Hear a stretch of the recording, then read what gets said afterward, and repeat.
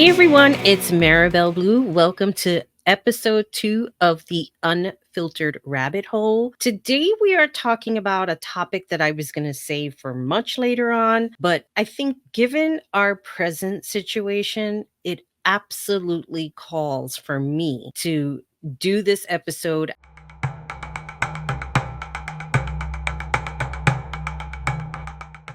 Today's topic is the history of cults and the power of lies, especially in our current time with everything going on political wise.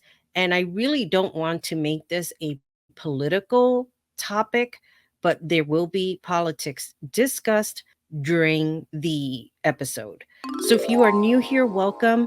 I changed a little bit of this channel. We are going into deep dives of different topics, and I will be moving all of the reality TV stuff to another channel that I have. It's been something that I've been toying with. I'm not going to get into details because we all know how the haters like to copy, but I will be posting all of that once all of those videos are pretty much done and uploaded, and then I could make the announcement. Otherwise, I'm not going to make the announcement beforehand. And if you are not new, welcome back.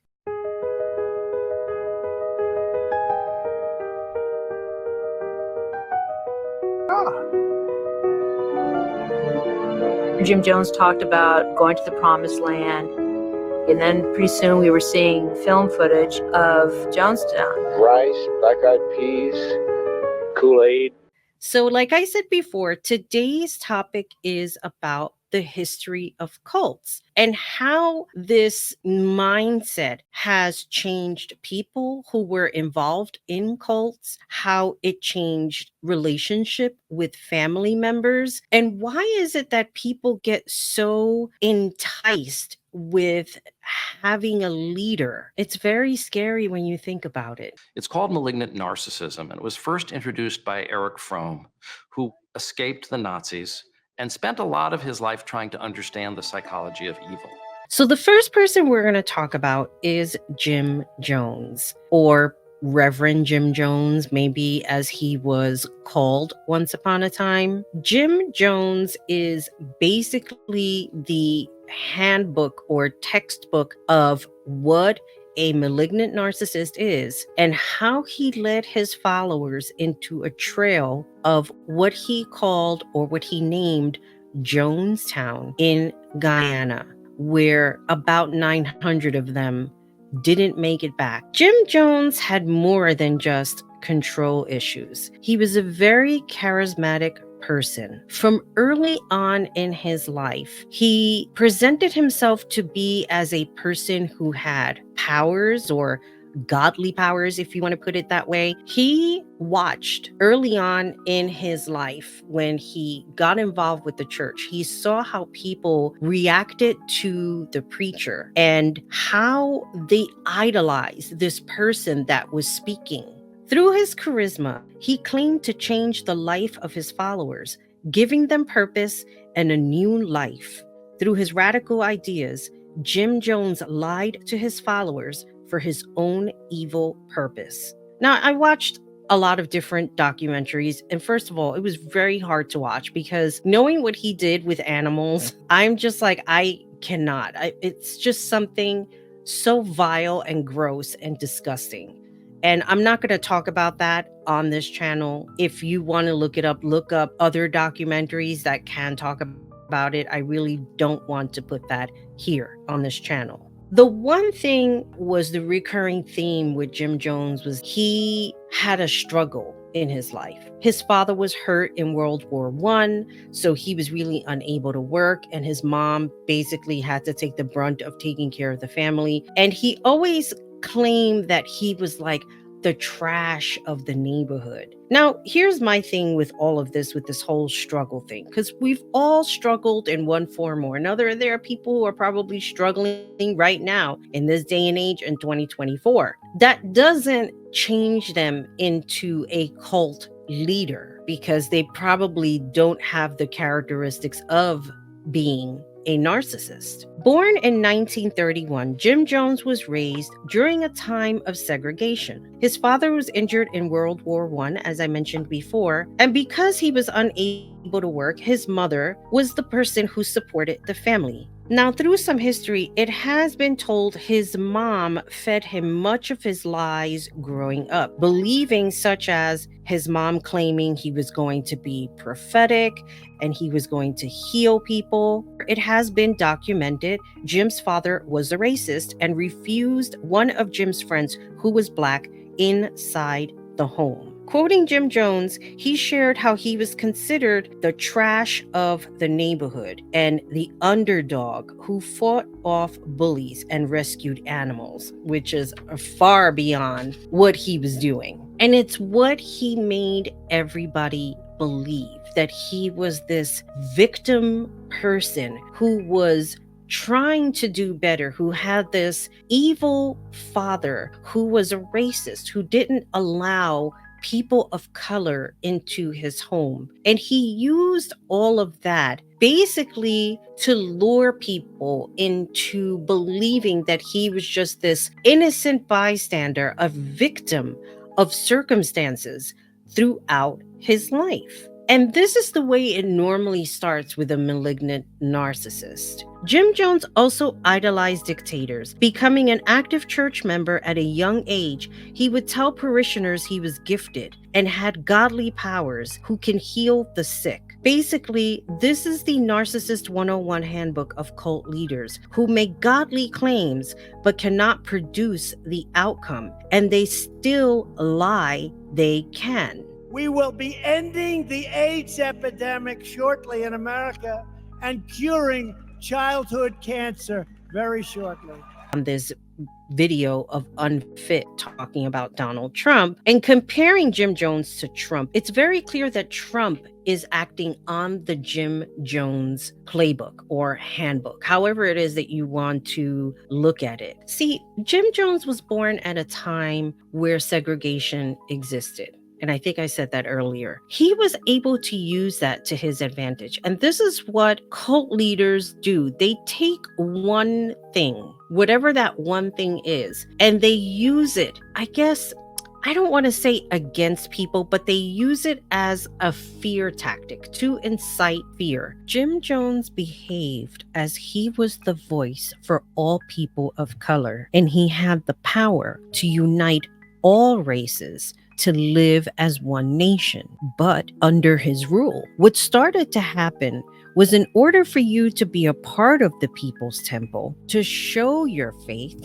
Jim Jones asked members to give up their belongings or their children or family members, large sacrifices to make, sell your things, and give it to the congregation out of good faith. His congregation grew about 20,000 members. I'm sure once people became members, they realized the People's Temple wasn't everything they thought it would be, as some members were subjected to beatings, partook in fake cancer healings. It was then about 1977 when the People's Temple began to receive negative attention, either through press or former members exposing what was really going on. Even though the People's Temple donated to charitable organizations, ran programs for people in need, even offering rehab, medical, and legal services, that didn't stop the negative press on who Jim Jones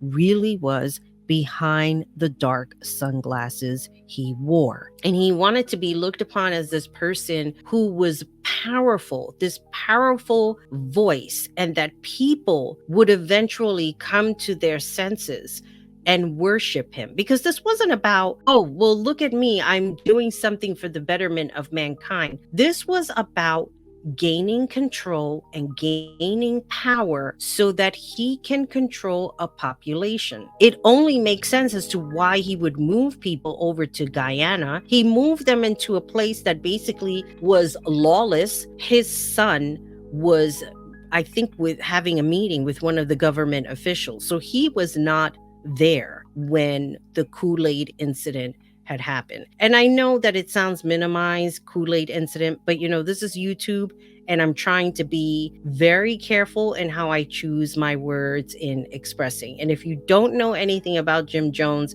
I highly suggest to look at the video that I had watched on Jonestown and Jim Jones in the People's Temple, and I will put that link down below. So going back to what Jim Jones was doing and how he was recruiting people. There was something in that video that a woman had said, you don't just happen to walk into a cult. You get recruited by a cult. And if you look at a lot of things today, can you consider it a cult? Not necessarily. I mean, I think people who are in radical churches, perhaps it can be a cult because of the way the education that they offer is unrealistic. The mannerisms or how they convey who supersedes as far as this totem pole, this fake totem pole of who is up here and who is down here. We are all human beings and we are all equal, whether people want to believe that or not. But when you're in a cult,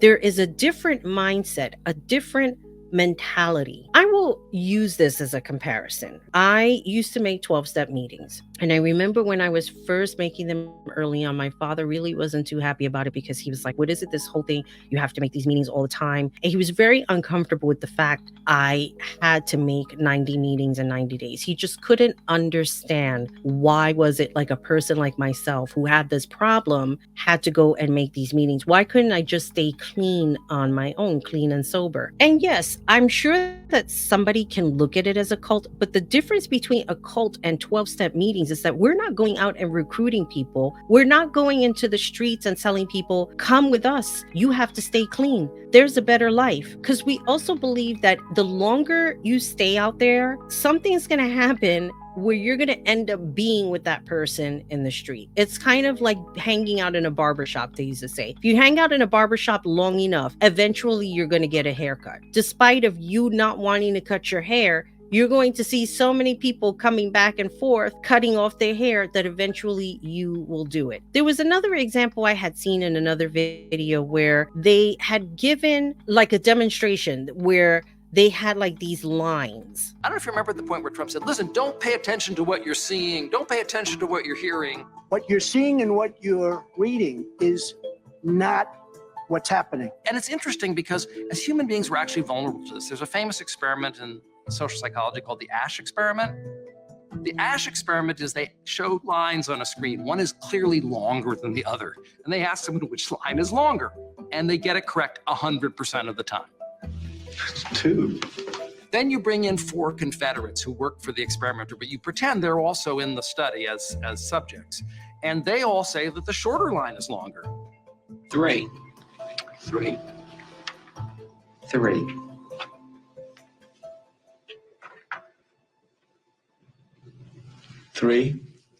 50% of the time, the person will reverse themselves and say, you're right, the shorter line is the longer one. We're very subject to the influence. Our reality testing is very subject to the influence of social pressures. And the guy that was very sure that one line was the longest line out of the other lines was suddenly confused and bought into what everybody else was saying. This is what they call a type of conditioning. And we've seen it over time, even with animals. I mean, people have done certain experiments and some may not be very ethical, but for the sake of trying to understand the behavior of animals, they would do things on purpose to condition them. There was an example, I forget where I heard it from. If you have an elephant strapped, that elephant starts to believe that it can't do anything else but stay in that one area. It doesn't believe that it can be free from its chains. So it doesn't try. And this is what starts to happen to people. And this is what Jim Jones was doing. Like, I'm using these different examples and they feel like all over the place, but understand conditioning is a very powerful mindset. And there's the positive conditioning. It's not like conditioning is a bad thing. There's the conditioning of you wake up, you go to the bathroom, you brush your teeth, you take a shower, you do everything that you need to do. So before you step outside of the house, you smell good and you are presentable. You have been conditioned by your family that you should smell good, that you should be clean, and you should take care of yourself. Now imagine the total opposite. Imagine if your parents brought you up and didn't care if you took a shower or not, didn't care if you shaved or not, didn't care if you washed your hair or not, and you were just a walking disheveled person. How many people do you think will want to be around you? You've been conditioned to believe that it's okay to be dirty, it's okay to be smelly, but now nobody else wants to be around you as a result of it. So this is the type of conditioning where the cult mentality will feed you lies. Jim Jones consistently lied to his followers over and over and over again. He would say things to incite fear. He would make them feel like he was the only one who cared about them. Society did not care about them. And think about it. This was a time of segregation. They were seeing it with their own eyes. If there was an entrance for whites only and an entrance for blacks only, it was real. They were seeing it. So if Jim Jones was telling them something, if he was telling them he was the one that cared about them, he was the one that was going to take them to freedom and bliss, it was easy for them to believe it. The issue with all of that is none of that was happening. He was not taking them to freedom. He was not taking them to any type of bliss whatsoever. As a matter of fact, when he lured them to Jonestown, they were the ones who were building that town. They were the ones working in that jungle day after day, building houses, building whatever it was that they needed in order for them to survive. And I'm sure by the time most of them got there, they wanted to come home. They were like, you know what? We don't want to live this shit. We didn't sign up for this. I know that I wanted freedom, but not in this capacity where people wanted to leave. And they wanted to leave with their children. And if one wanted to stay behind, then there was a whole big fight of, no, you can't take my kid. It's a very horrible to be in a mindset to feel like if you don't follow instruction, something horrible is going to happen to you. So I can understand the concept of my father thinking, well, why do you need to make all of these 12-step meetings? It's like you're in a cult. No, it wasn't that I was in a cult. I was with a group of people and we identified in the common ground that we drank or used drugs, and we sit here for an hour or an hour and a half and we remain clean, and then we can go out there and conquer the world and know that we don't have to use a day at a time. Now, granted, I'm not making meetings anymore. I stopped making meetings a long time ago, but that was for my own personal shit because, you know, people just got on my nerves and I got tired of hearing the glorification of drug stories. I didn't want to hear that. I wanted to know how people were staying clean a day at a time. How were they dealing with difficult co-workers? How were they dealing with having to get up and go to work? How were they dealing with whatever it was? I did not want to hear the glorification of drugs because there are people who just couldn't let go of that life. It's not a cult because we were not going out to people who were using and saying, hey, you got to come in here and experience the new life to stay clean. You have to let people live their lives, even if it means there's not going to be a happy ending for them. In the world of cult and powers and the idea that you have this leader who lies to you, who tells you things that's not real, or who is unclear about the messages that they are conveying. In Springfield, they're eating the dogs, the people that came in. They're eating the cats. They're eating the pets of the people that live there. And this is what's happening in our country. I look at what's going on now and people who idolize Trump, who has done absolutely nothing for them. They swear that they had more money when he was president. They swear that life was better, but that's because that's what they want to believe. They ignore the obvious of what was going on during that time. And I'm not going to get into details, but you know that you can look that up because, again, YouTube has algorithms when it comes to diseases and certain words. So there you go.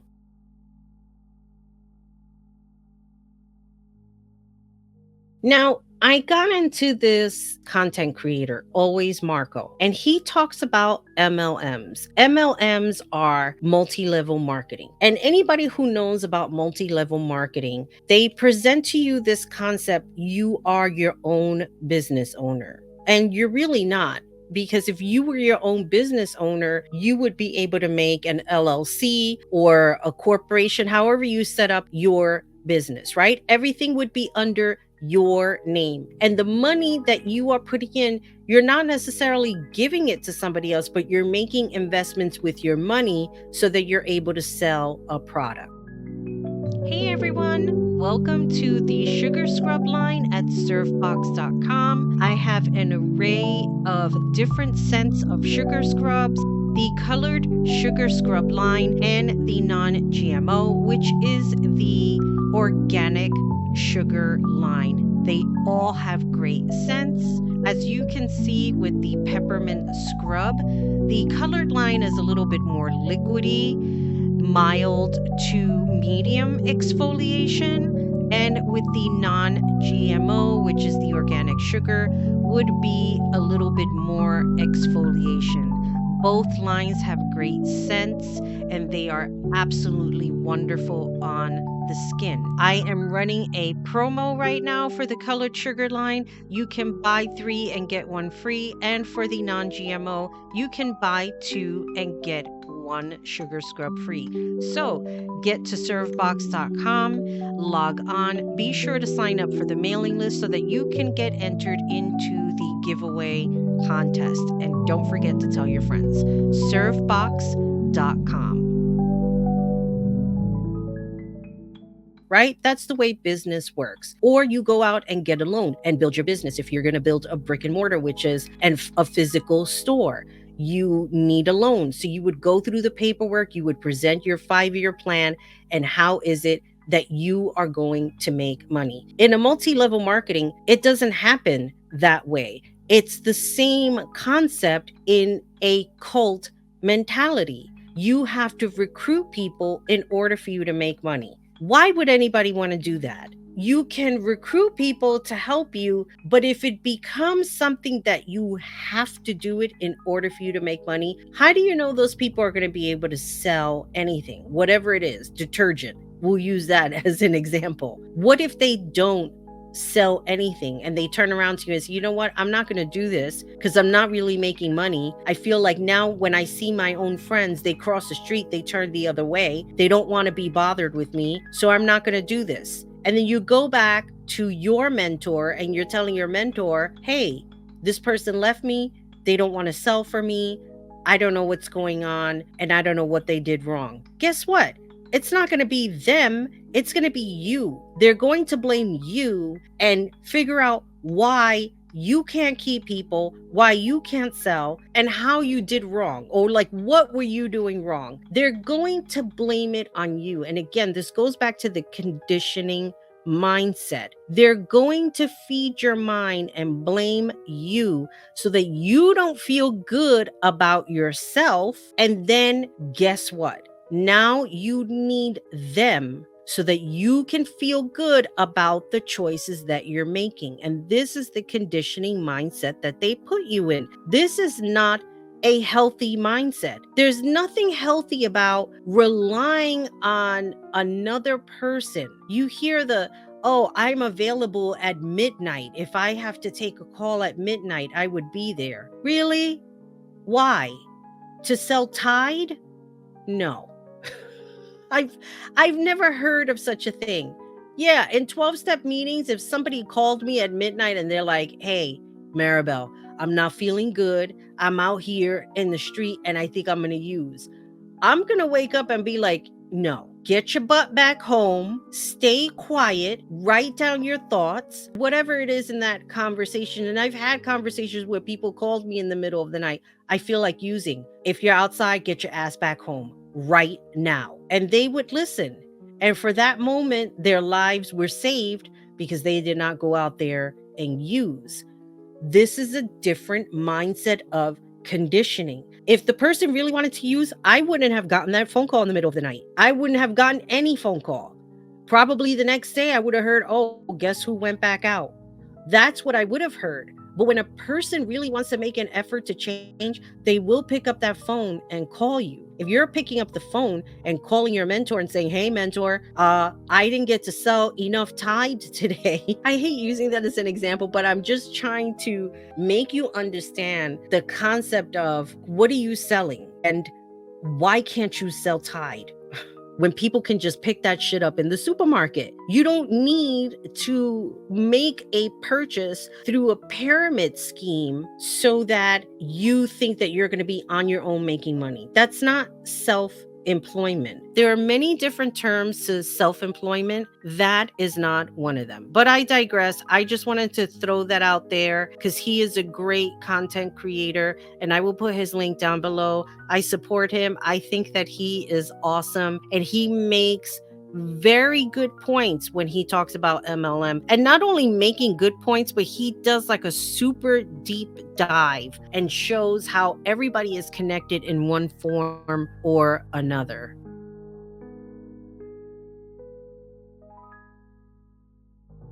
So when it came to Jim Jones, it was all about him commanding a room. It was about him leading his followers, his congregation, feeding them lies, and just keep compounding on those lies. If someone went outside of that and realized, well, maybe his information is not adding up, and then brought to his attention, well, then many things could happen. He would incite more fear. He would question the person's integrity. Well, who are you going to believe? Are you going to believe me? Or are you going to believe these outside influences who don't care about you? And they would just create this fictitious lie. You're not seeing what I'm seeing. And this is what they call gaslighting. Gaslighting is a crucial tool of abusive personalities. It is lying to someone in a way that makes them doubt their own perception of reality. I'm Dr. Ramani Devasala. I'm a professor of psychology. It's an interesting place where the origin of this term gaslight came from. It came from what was a play in the 30s and then became a film called Gaslight. And it was about a man who was slowly trying to drive his wife mad. Very common sorts of gaslighting statements are things like, it never happened that way, you must be losing your mind. They'll literally say things happened that didn't happen. I didn't do that, I didn't say that. Many people call gaslighting a form of emotional abuse because what you're really doing is setting out to confuse another person. When you confuse someone like that, you really do almost render them more vulnerable to you and actually easier to coerce because now they don't really know which way is up. It's as though you've sort of turned gravity off and turned them upside down. And see, a narcissist will mock other people that are calling them out and then use these tactics in forcing their own paranoia among the followers. And we are seeing that today. Went on. He started to show a little more discipline. He would only go off the rails every third day instead of every day.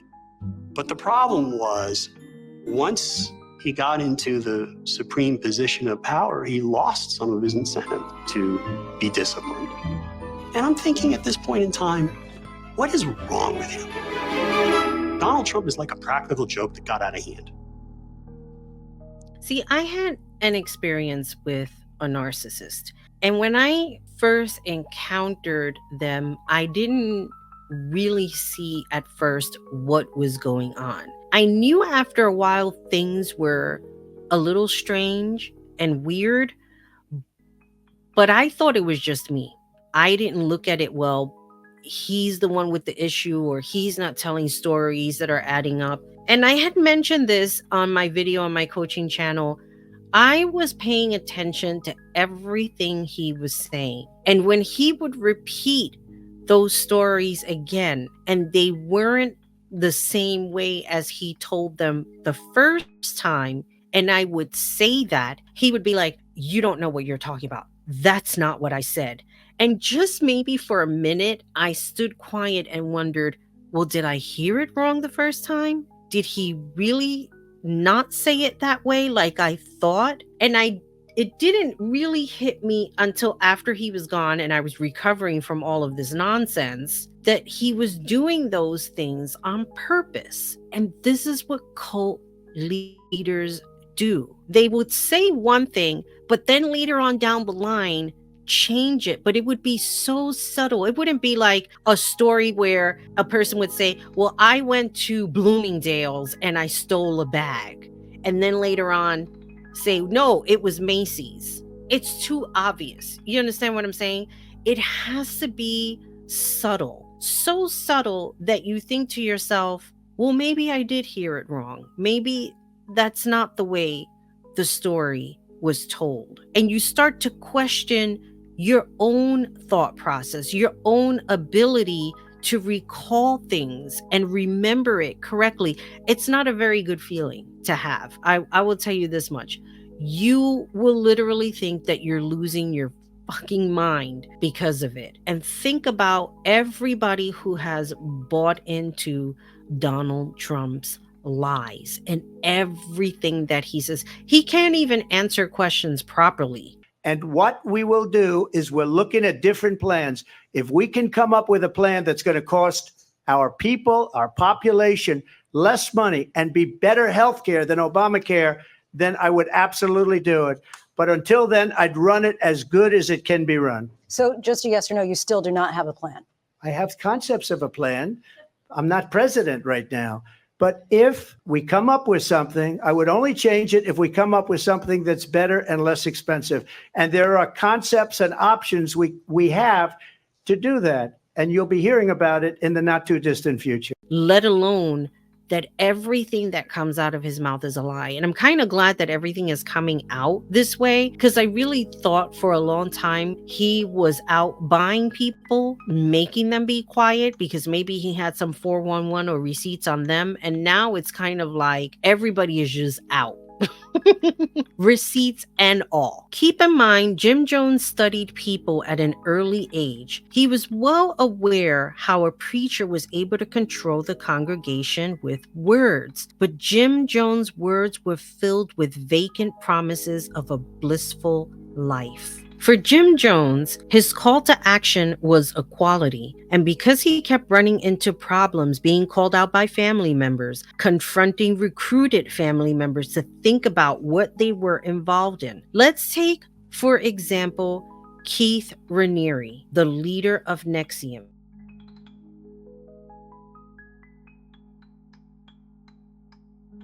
He used celebrities, namely female celebrities, to recruit other women in the guise of self-improvement. Now, let's be real. Who isn't looking for self-improvement? Everybody in one form or another is looking to self-improve in an area in their lives. I'm a certified life coach. They will contact me because they have a challenging area in their life that they wish to improve. So we have sessions. I give them the tools. They talk about how they use those tools, how they continue to improve. And I have great relationships with my clients. I love every one of them. I think that they're wonderful people. And it's nice to know that people want to take the time to condition themselves in a positive way so that they can meet their goals. Now, when it comes to somebody like Keith Raniere was all about himself. He used women to recruit other women for his own personal pleasures. And the crazy thing was, here was Allison Mack. There was some weird interview that they had together where they were having a conversation. A film or a piece of artwork, or something happens to me, I'm just so excited. And one blissful, joyful. You know, you can practice generating an extreme feeling of joy over anything. In our methods that we have, especially in 2C, that goes through. It's one of our intensives. What's it called now? Civilization. Civilization. I mean, what if artistic endeavors were really bogus? What if art was just an excuse for those who couldn't do it? And it is sometimes. The most excitement that you've ever felt is yours to have all the time, independent of art. The bad news is you sort of have to divorce yourself from the thought that comes from the art. If you feel that art is necessary for that, that's almost a self-condemnation.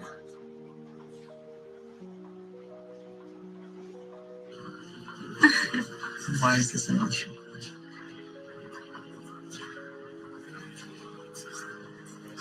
Hi. It's okay. She comes in close. I know, right? I should be used to business cards. Because it's pointing at something I've never thought about. And a part of me is kind of freaked out about accepting this. I'm used to that self-condemnation. I'm comfortable with that.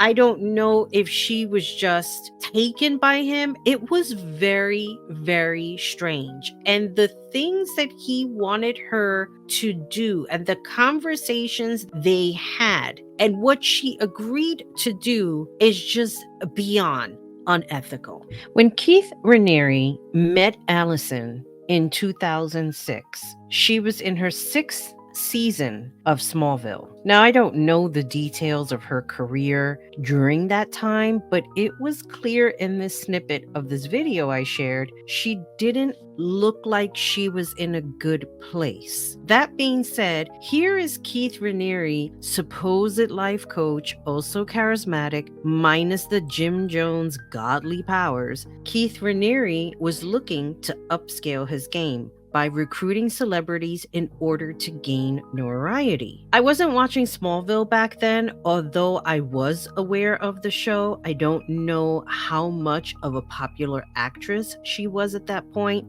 being she still had ties to the celebrity world, and we all know they are connected in one form or another. To understand the logic of Keith Raniere is no different to understand the logic of Jim Jones. They are both narcissists. They both desired attention. They both wanted to be worshipped and regarded as the one person people can turn to when they felt they needed help. Even though a narcissist or a cult leader or both wants to be the one or to be worshipped, they still have minions doing their dirty work, speaking on their behalf, giving the cult leader validity. So the leader must be right. Right? No. It's very sickening when you think about it in retrospect. Keith Raniere was trying to place himself within the celebrity world. And I was watching another video on him where he was trying to get with the Dalai Lama. His goal was, if I can be seen with him on the same stage, I would be valid. There would be some validity to what it is that I'm doing. And people will want to be around me more. See, the idea of self-improvement, think about what I was talking about on my coaching channel with Kat Torres. When somebody comes to you saying, I want to improve, it's not about me. Tell my clients, you need to worship me in order for you to improve. It's about you and your desire to improve and to be better for yourself, not for anybody else, but for you. And if somebody thinks that I'm some kind of a guru, I will put a nip in that real quick. I do not want that title. I'm here to help you, and that's it. Keith Raniere wanted that title. He wanted people to look up to him. He wanted this recognition of being this spiritual guru. But meanwhile, he was forcing other women to do things they felt they would attain some kind of spiritual enlightenment.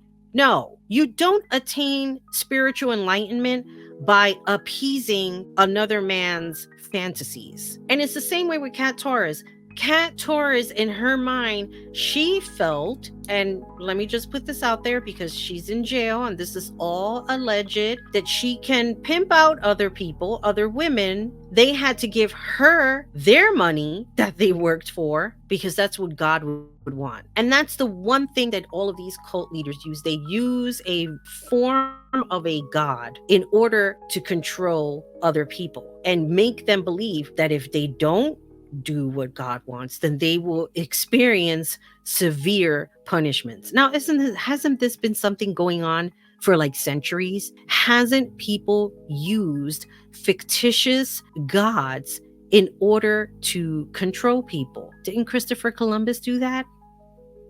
In the world of Keith Raniere, he had Allison Mack recruit people, hence a multi-level marketing. And then those women would recruit other women in the guise of self-improvement. Once again, anybody who is a life coach and they're telling you you need to recruit other people, that's not a life coach. A life coach will not ask you to recruit other people in order for you to improve. Keith and Allison, January 9th, 6:59 a.m. talking about branding the wall. You think the person who's being branded should be completely nude and sort of held to the table like a sort of almost like a sacrifice? I don't know if that's a feeling of submission. And the person should ask to be branded. Okay. Should say, please brand me, it would be an honor, or something like that.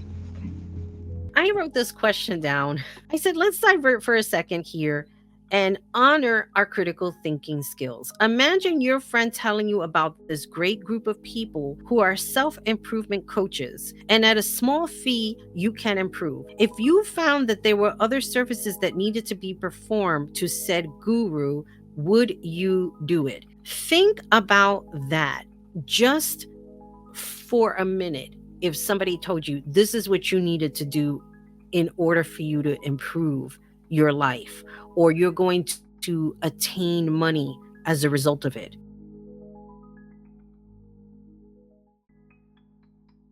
Would you do it?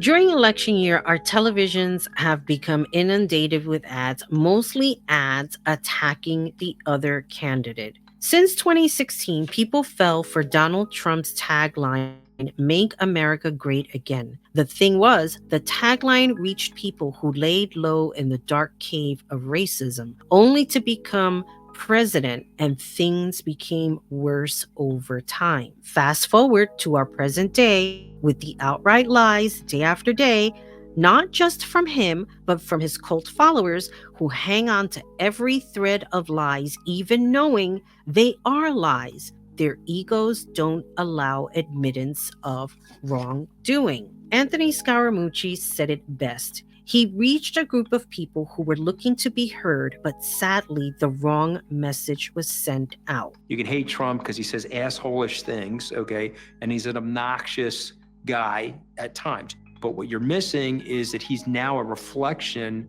of the cultural zeitgeist. He's an avatar of that anger. Here's the thing about cult leaders. The lies they perpetuate on society. They live for chaos. Even within the paranoid and diluted mind, to see chaos among others gives them joy. I don't know any narcissist who actually looks for peace and harmony. That's not on their resume. They're not the types of people who want peace. They love the chaos. They love inciting the chaos. They love inciting the fear among people. And when that happens, they give a group of people like some kind of power that they think that they have, and they can spew all of these things on social media. Some people have gotten so disgusting, they risk losing their jobs. Most have lost their jobs. People who are for racism, who have a boss who's of color. And I'm saying to myself, did you not think in your head, putting this on social media, that there's not going to be one person who's not going to know who you are and where you work and your name and everything? And you're putting all of this shit out there for the whole world to see, and then get mad because you got fired? Where's the critical thinking there? There is no critical thinking. This is why I tell people, you missed the episode of Sesame Street when little Lisa was talking about popping her sister's balloon. And she went through a whole row of critical thinking. If she popped the balloon, the sister will cry. If she popped the balloon, the sister will cry. The mother will yell at her. If she popped the balloon, the sister will cry. She will knock down something. The mother will yell. It was just a whole row of things just from popping a balloon. And then the moral of the story is she did not pop the balloon, but she gave an example of something so innocent. Why are you doing that to my chair?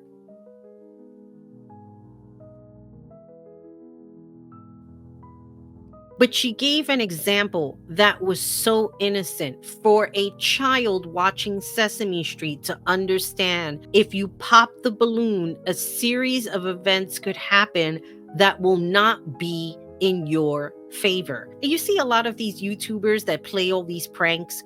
One YouTuber got shot as a result of it because he thought it was funny that he was messing with somebody who really wasn't in their right mind at that moment. And he's lucky that he was able to live and tell the story. Not that I feel sorry for him, because I don't. You're harassing people and you're bothering people for the sake of creating videos. That it shouldn't be that way. Have some common sense, which a lot of these people do not. The critical thinking is out the window. It's more of like this instantaneous thought. They'll look at a person, they'll make a judgment, they'll make these statements that aren't valid statements. It holds no water whatsoever, especially about people that you don't even know. But then you put yourself out there and then complain later on how you got fired from your job because you were expressing your opinion. There was once upon a time there was no social media and we didn't hear other people's opinions, especially opinions like that. Thinking over time, the different types of cult leaders we had and that we continue to have. People like Reverend Moon, who did like these mass weddings because you were supposed to be with that person. Think about people who are doing like twin flames. And I'm going to talk about that on my coaching channel because I have a difference of opinion now when it comes to twin flames and how not real that is. What happens when people start believing certain things, especially like a twin flame concept, is they start looking at a person like, well, that person is my twin flame, and they don't know that person and basically start stalking them because somebody told you that that is your twin flame and that you're supposed to pursue them. Again, it's the conditioning of the mind. Somebody making you believe in something that's not real, that causes chaos through the lies that they are telling you. Eating the dogs, the people that came in, they're eating the cats, they're eating the pets of the people that live there. Somebody like the 7M with Richard Shin, how he allegedly uses these dancers and then tells them how they have to share a portion of their money. And I'm not going to get into that specifically because I would have to do a little bit more research, but the little bit that I've read and watched on Netflix, it's the same concept. Somebody gets recruited. And then of course, Trump talking about make America great again, or his new tagline, save America. Save America from what? Make America great again from what? America was always great. No, we are not a perfect country. And I don't know any country that's perfect. But people have believed lies about borders and immigrants and this and that. This country was built by immigrants. You see these people that when they show those old people when they're building the Empire State Building, when they were building the Twin Towers, who do you think was building that? Immigrants. They built it. People died building those buildings. So for anyone to believe anything, oh, immigrants are here and they're murdering people. Really? Ted Bundy wasn't an immigrant. The Golden State Killer wasn't an immigrant, not that I know of. Where is the critical thinking process? What has the history of cults and the power of lies have showed us throughout time? In our current day, there are a group of people who are believing the lies and a larger group of people that are saying, wake up, the games are over. They're lying to you, and here are the receipts. How do people wind up in cults? Simple recruitment. It could be unsuspecting, especially when you're minding your own business. A person approached you offering a better life and a prosperous life, and if you're a person who's not in a good place, financially or emotionally or both, you become easy prey to the person recruiting you, even if they know they are in a cult. Because you see, that person is all about appeasing their guru or dictator, as Dumpy Donnie said. They do not care about your well-being. They only care about lining their pockets, just as any MLM business where they make claims you are a business owner and technically you're not. Now, I'm not a political person, but when I first started putting this content together, I was not going to include Dumpy Don because I just didn't want it to be wrapped up in it. But in order for me to do this correctly, in order for people to understand the history of cults and the playbook and how it all works, I had to include him in there. Also, as a woman, I feel responsible to speak up. The things that have been going on this last year, it's all coming to a head. It baffles me to hear other women co-signing this bullshit like they are going to be exempt from anything this Project 2025 is in there. You will not be exempt. You will probably be the first person in line. And I would not want to imagine what could be done because you're sitting there advocating for bullshit, thinking it's not going to happen to you. This one issue, though, because the media has been focused on this and attacking you. Under no circumstances, you are promising America tonight, you would never abuse power as retribution against anybody. Except for day one. Except Look, what? he's going crazy. Except for day one. Meaning? I want to close the border and I want to drill. That's drill, not. That's drill. That's not. No, no. That's not retribution. I'm gonna be. You know, he keeps. We love this guy. He says, "You're not going to be a dictator, are you?" I said, "No, no, no. Other than day one." It will happen to you if you keep believing the lies that this person is spewing.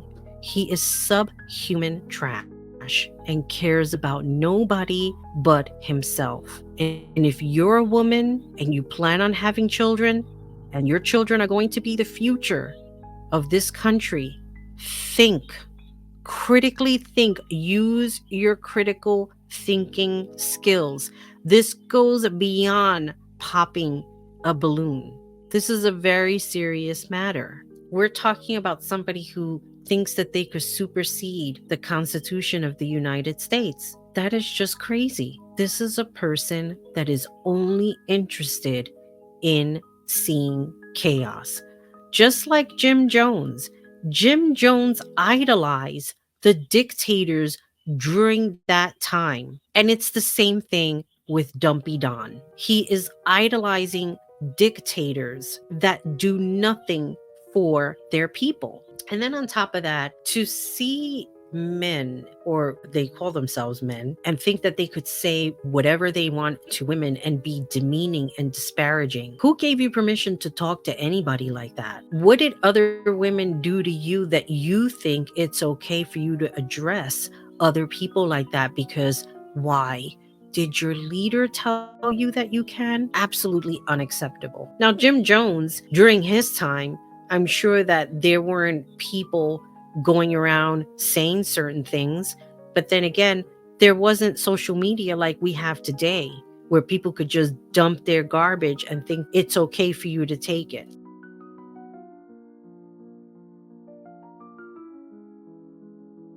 Now, I want to speak to the followers who have been conditioned to believe the lies. It's okay to question. It's okay to walk away if it doesn't feel right. The fear the leader has instilled in you isn't real. Unfortunately, Jim Jones set the stage by luring his followers into a jungle in another country, hoping to find bliss. Instead, he had them stuck in a foreign place with no easy way to escape. And when his followers tried to leave, their cries for help ended with the cries of pain as their lives slowly came to an end. We laid it down, we got tired.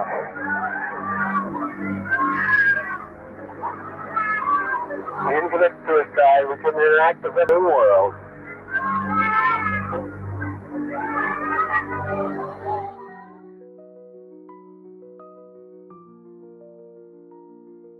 I feel like this was a little different, and I have to be okay with content that I put out, because I could record this 300 times and then put it out next year, and I don't want to do that. But it was also important for me to share the history of cults, the history of Jim Jones, the lies that he told, and how these lies continue through other people who continue to lie to you into thinking that they are going to offer you a better life, and they're not. So with all that being said, this is Maribel Blue signing off. Let me know what your thoughts are.